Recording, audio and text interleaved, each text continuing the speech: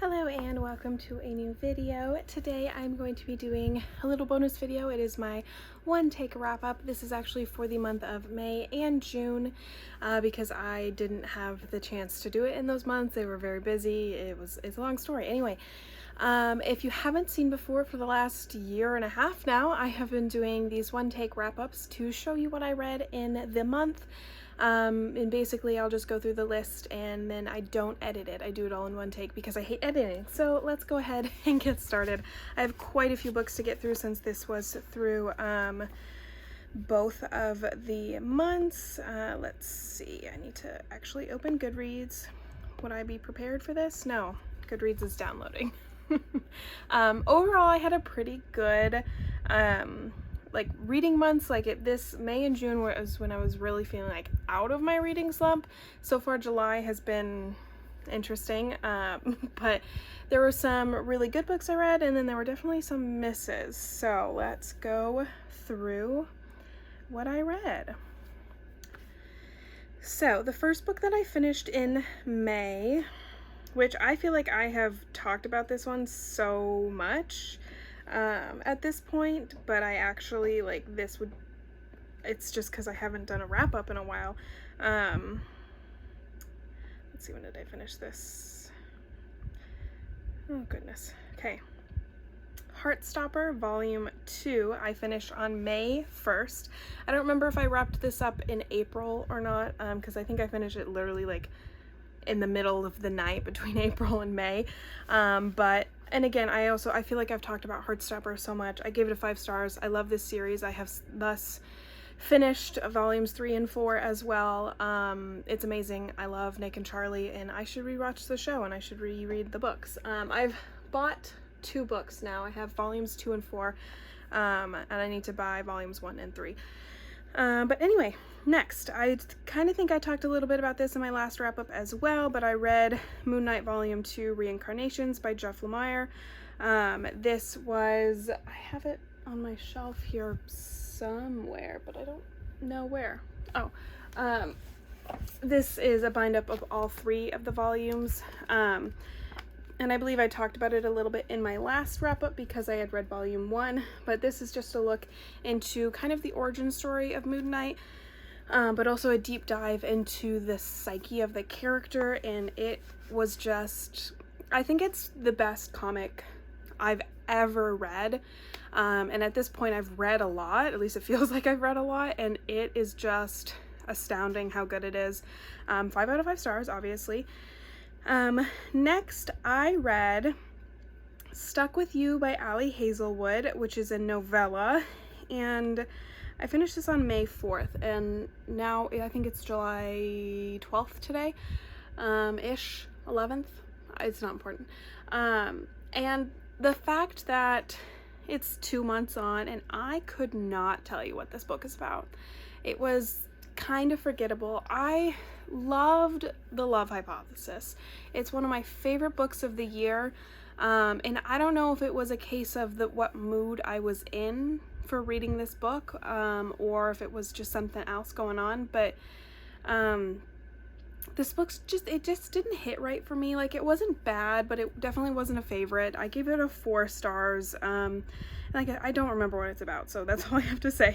Next, I read House of M by Brian Michael Bendis, which is the very famous comic that Multiverse of Madness, the Doctor Strange movie, is very, very loosely based on. It's the Scarlet Witch aspect of the story is inspired by House of M. WandaVision also took inspiration from House of M. And despite all that, I sit here wondering, did Michael Waldron read House of M? Did he? Has he ever read a comic book with Scarlet Witch? Has he ever spoken to a woman? I don't know. These are all questions that need to be answered. Anyway, House of M was okay. Definitely not my favorite comic. What year did this come out? I can't see. So this publication, it says 2006. I don't know if this collected edition came out in 2006 or if House of M, that story, came out then. Either way, it's an older story, and I just think that really shows. I think House of M, you can tell, is written by someone who doesn't really understand like the female like character, doesn't understand what they could write with a female villain. I'm not saying Scarlet Witch can't be a villain, but it's very much like it just gives misogyny, you know? It just doesn't do what I wanted it to do. I feel like I would really love to see a woman writer approach the Scarlet Witch story and really get down to the nuances of it all. And that's why I think WandaVision did so well, because it had a lot of females kind of driving the project, and I think it made a really big difference. But anyway, that's that. Next, I read Moon Knight, Volume 3, Birth and Death. Already talked about that. 5 out of 5 stars. Absolutely loved it. Next, I read Heartstopper, Volume 3. Again, 5 out of 5 stars. I loved it. It was so good. It's Heartstopper, and yeah, I think she just handles the emotional aspects of the story with like the romantic aspects of the story. Like the light and the dark is so perfectly balanced. I love them. Next, I read My Life with the Walter Boys by Ali Novak, and I gave this 5 stars. This is not a book that I would have picked up on my own, probably. It's a very 2010s vibe, YA contemporary, and this is a genre of books that I never really got into when I was the target audience. But this is being made into a Netflix show, and a family friend is going to be in the Netflix show, so I had to read it, obviously, and kind of get an idea of what the show is going to be about. And I'm kind of hoping that the show takes the opportunity to modernize it and update it and maybe change a little bit of the plot points. I wouldn't mind that. So overall, I did enjoy it. It was fun. It was quick. I just didn't like the ending. But I do believe the Netflix show has plans to extend past the book. While there was never a sequel written to the book, I've been reading up on it, and I believe the plan is to kind of go past where the book ends, and I think that'll really be good. So next, oh my goodness, there's so many. I read The Inheritance Games by Jennifer Lynn Barnes. I gave this a 5 stars. It was absolutely incredible. I had so much fun reading it. It's a mystery. It's just absolutely bonkers. Everyone like kind of pitches it as Knives Out meets like, you know, YA. And I didn't love the movie Knives Out. I didn't really understand it. I love all the actors in it, but I didn't like totally get the vibe. As much as I love Rian Johnson as a director, I love him so much, and I will defend him forever because The Last Jedi is the best Star Wars. Anyway, I didn't fully get that movie. Like, it wasn't a movie that I am gonna sit and rewatch all the times. But in The Inheritance Games, the similar vibes, like, I loved this book, and I loved the suspense and the mystery and like the who, like, trying to figure out why all of this happened and all like the booby traps in the house and stuff. Like, it's just so much fun, and absolutely like ridiculous. Like, nothing like this could ever conceive to be like to actually happen, but that's part of what made it so fun. And I think of this scene in Knives Out that people have talked a lot about because it's such unique directing and the camera work, where, what's her name? Ana de Armas, I think is her real name, when she's walking down the stairs and all the family members are like walking around yelling at her, and you've got the camera panning around in a circle as she walks outside. That's what this entire book feels like. Like, it's just so intense and crazy and fun, and I can't wait to read the sequel. I gave it a 5 out of 5 stars. It was just so much fun. Next, I read Heartstopper Volume 4. Again, loved it. 5 stars. We all know what I think about Heartstopper. Next, Love and Gelato by Jenna Evans Welch. I listened to this on audio, and I figured I'd like it, but I didn't know I would love it so much.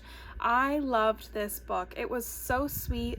I loved getting to explore Lena's like grief and her trauma, and getting to rediscover who she is while discovering who her mother was, and getting to like accept her chosen family as it is, and like the romance in it was really cute as well, but I really loved the sort of message that, you know, your family isn't always who you're expecting them to be, but you know, she chose these people and she loves them, and it was just so good. The movie left some to be desired. I don't know what book they read. I feel like this book was so perfectly cinematic, so I don't know why it was changed so much in the film. And I'm not usually a picky like movie adaptation person. Usually if they get the essence of the characters, I'm happy.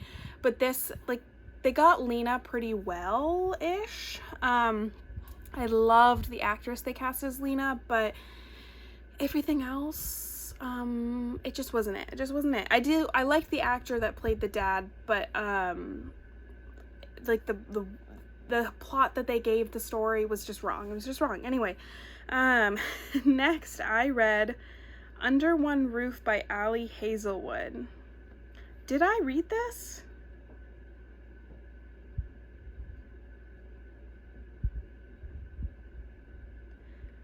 I feel like this was marked as read, but I didn't actually read it. I don't know. I have absolutely no memory of reading this.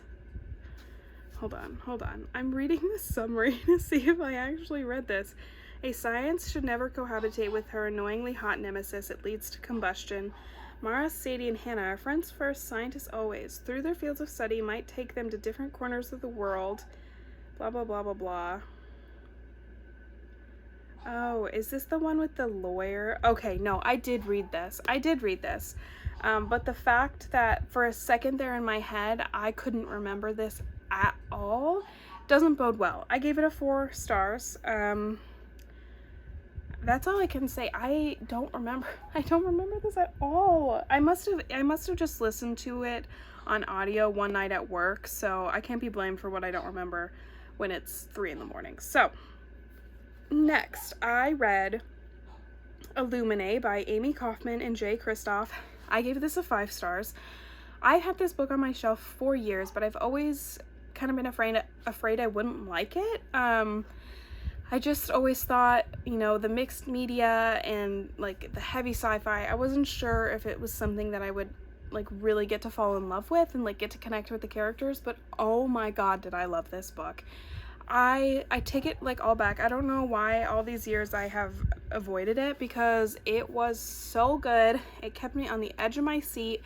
I read like probably like over half of this book in one sitting because I could not put it down.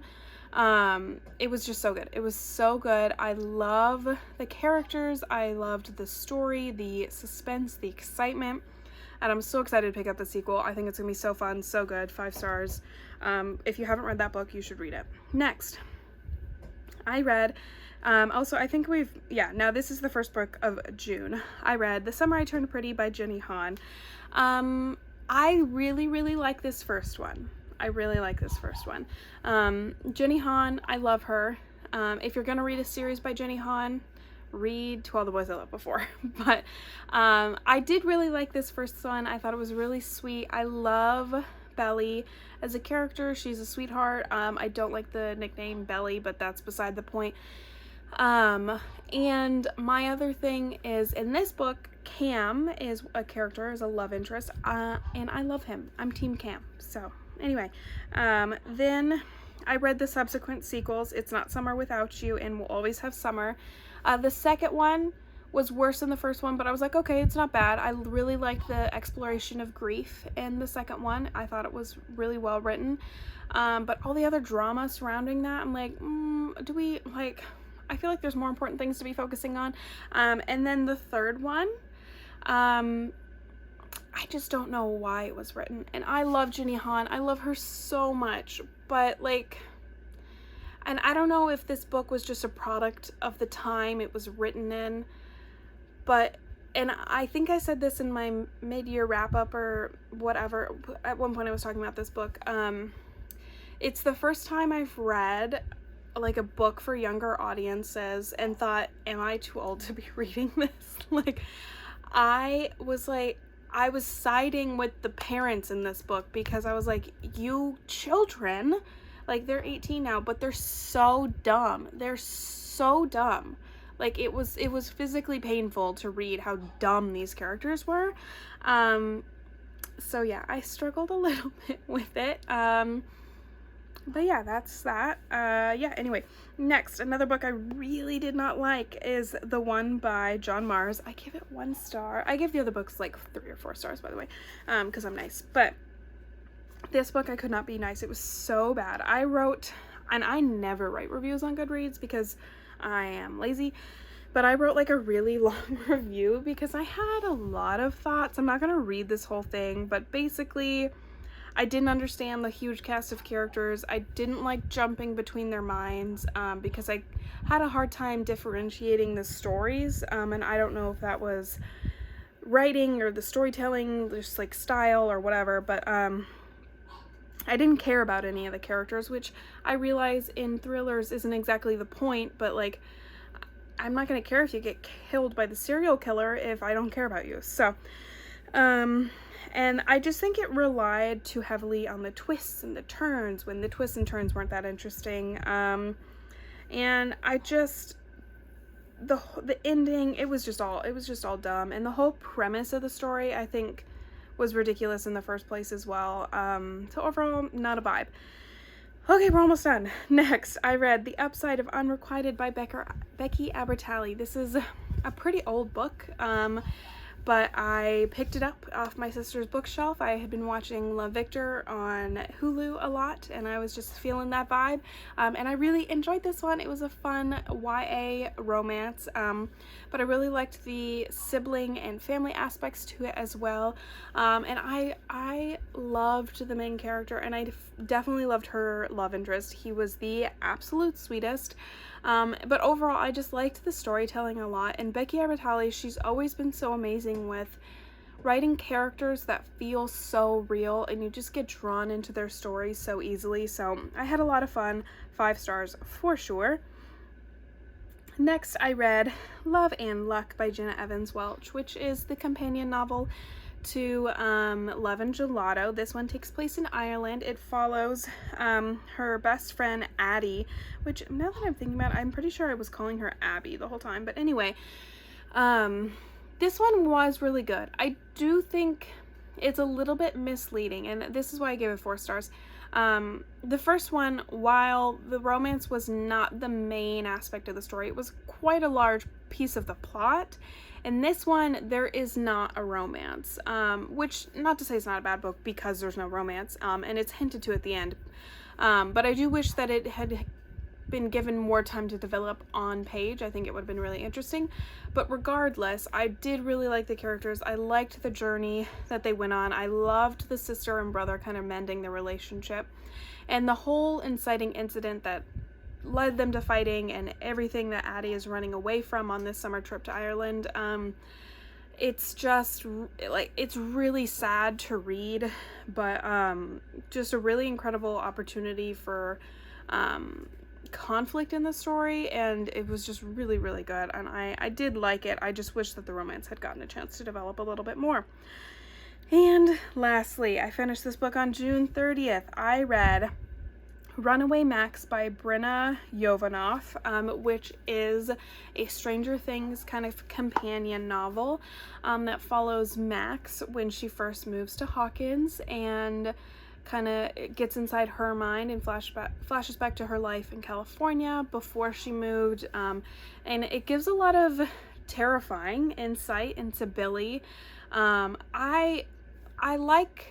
Well, no, I don't like Billy. I like the actor that plays Billy a lot. I love him.